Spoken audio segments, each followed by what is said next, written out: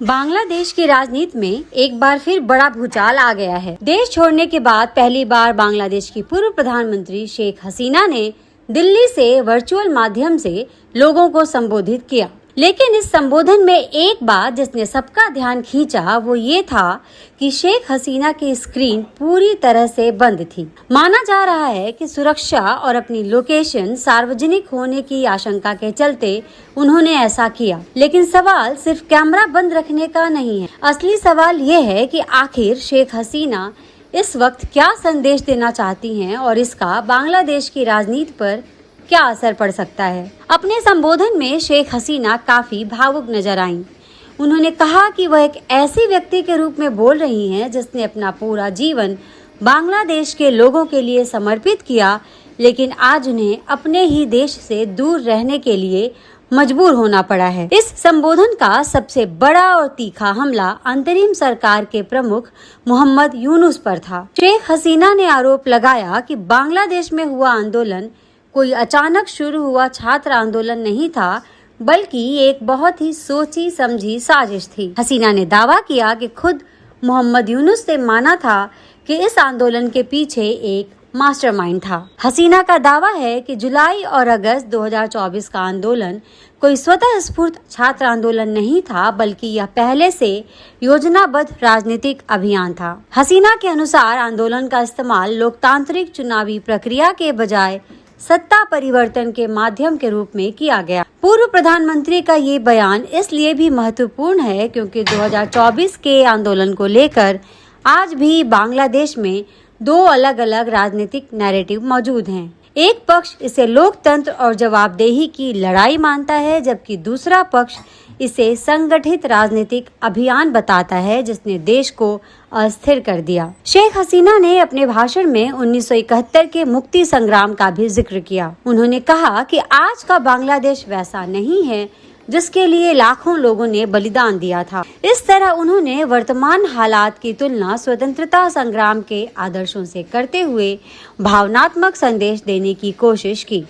उन्होंने ये भी कहा कि उनकी सरकार ने छात्रों की मांगों को बातचीत, कानूनी प्रक्रिया और धैर्य के माध्यम से सुलझाने का प्रयास किया था, लेकिन कुछ संगठित समूहों ने छात्र आंदोलन को हिंसक राजनीतिक आंदोलन में बदल दिया।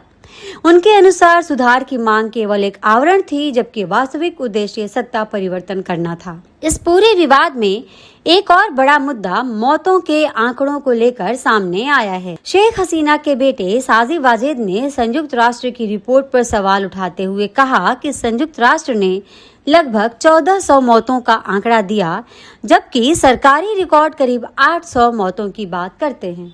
उनका कहना है कि यदि दोनों आंकड़ों में लगभग 600 मौतों का अंतर है तो इन लोगों की पहचान क्या है।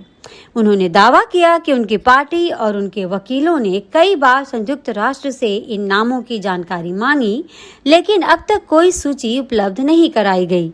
उन्होंने ये भी आरोप लगाया कि संयुक्त राष्ट्र की रिपोर्ट केवल 15 अगस्त 2024 तक की घटनाओं पर आधारित है, जबकि इसके बाद भी हिंसा और मौतों की घटनाएं जारी रहीं। हालांकि ये भी ध्यान रखना जरूरी है कि आंदोलन के दौरान हुई हिंसा और मौतों के कारणों को लेकर अलग अलग पक्ष अलग अलग दावे करते रहे हैं। इन दावों की स्वतंत्र और निष्पक्ष जांच को लेकर अंतर्राष्ट्रीय स्तर पर भी चर्चा होती रही है। इसलिए किसी भी पक्ष के दावों को अंतिम सत्य मानने से पहले आधिकारिक जांच और विश्वसनीय साक्ष्यों का इंतजार करना आवश्यक है। राजनीतिक दृष्टि से देखें तो शेख हसीना का ये संबोधन केवल भावनात्मक अपील नहीं है, ये उनके समर्थकों को संगठित रखने, अपनी राजनीतिक स्थिति मजबूत करने और अंतर्राष्ट्रीय स्तर पर अपनी बात रखने की रणनीति का हिस्सा भी माना जा सकता है।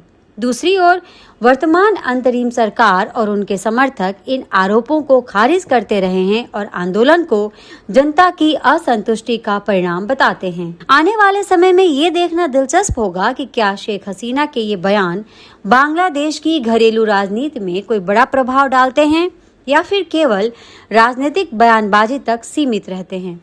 इतना जरूर है कि बांग्लादेश का राजनीतिक संकट अभी पूरी तरह समाप्त नहीं हुआ है और वहां की स्थिति पर पूरे दक्षिण एशिया की नजर बनी हुई है। अब सबसे बड़ा सवाल, क्या जुलाई 2024 का आंदोलन वास्तव में स्वतः स्फूर्त छात्र आंदोलन था, या फिर जैसा शेख हसीना दावा कर रही हैं वह एक सुनियोजित राजनीतिक अभियान था? अपनी राय कमेंट बॉक्स में जरूर लिखें। अगर आपको ये विश्लेषण पसंद आया हो तो वीडियो को लाइक करें, चैनल को सब्सक्राइब करें और ऐसी ही गहन राजनीतिक विश्लेषण वाली वीडियो के लिए जुड़े रहें।